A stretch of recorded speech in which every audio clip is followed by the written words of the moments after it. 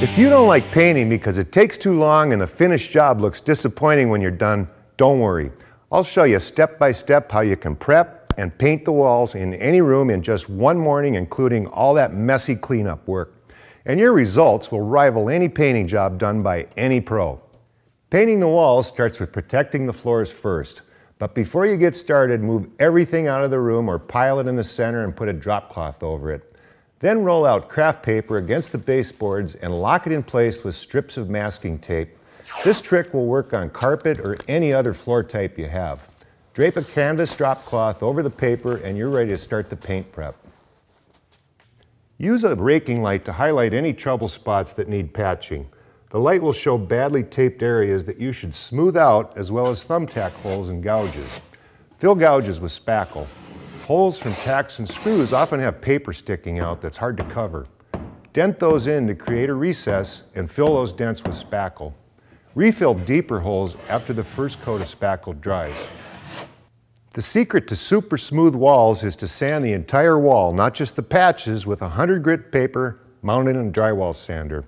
You can use a hand sander, but a $15 pull sander is well worth the money for a faster, easier sanding job.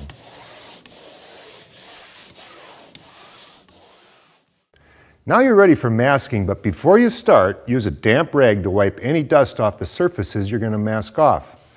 Tape just won't stick to dirty trim. Let it dry before you tape.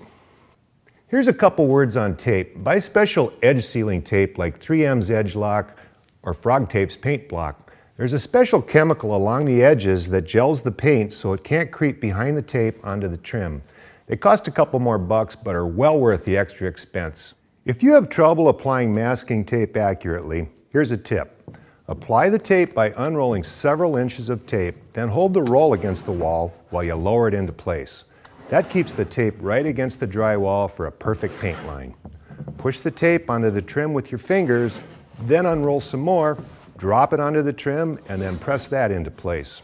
Once the tape is on, embed it with a putty knife to get an even better seal.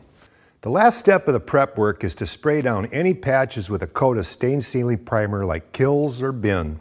If you skip this step, the patches could show right through your final paint job as foggy spots. Marks like water stains, magic markers, crayons, or just about anything else will show right through the paint no matter how many coats you apply. Now that the room has been completely prepped, it's ready for the big payoff, the instant gratification of painting. This is the easy part. Here are the tools you'll need.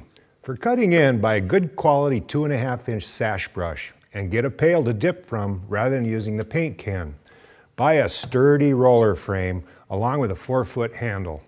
And here's the most important tool of all, a top quality roller sleeve. Look for a 3/8-inch nap with a plastic core.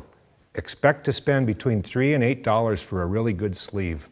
They hold more paint and apply the paint more evenly with less work. Plus, a good quality sleeve doesn't shed fibers like a cheap one does. Load the brush by dipping it into the paint and pat off the extra paint.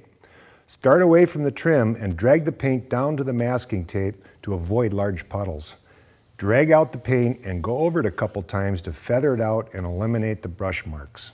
Then dip the brush again and work your way along all the trim. Cut in against the ceiling the same way. You'll get the best results if your head is near the ceiling where you can see. Last, do the inside corners. You can be a bit sloppy here as long as you don't leave any runs.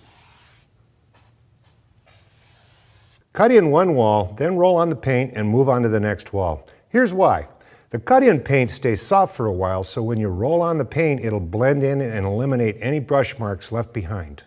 Dip the roller into the paint and starting at one corner, roll it onto the wall. Cover 1 or 2 roller widths at a time. Go over the paint once to smooth it out before reloading the roller, but don't spread it too thin. Keep the open end of the frame facing the wet paint. The little bit of flex that the open end has will help blend in the paint and eliminate roller marks.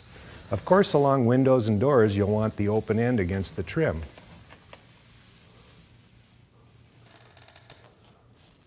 Keep a bright raking light facing the wall as you paint so you can spot roller marks or missed areas and fix them before the paint starts to dry. So this wall is finished. Now I'm going to move on, cut in and paint that wall. If you have the right tools and stay with it, you can paint any room in your house in one Saturday morning. I guarantee it.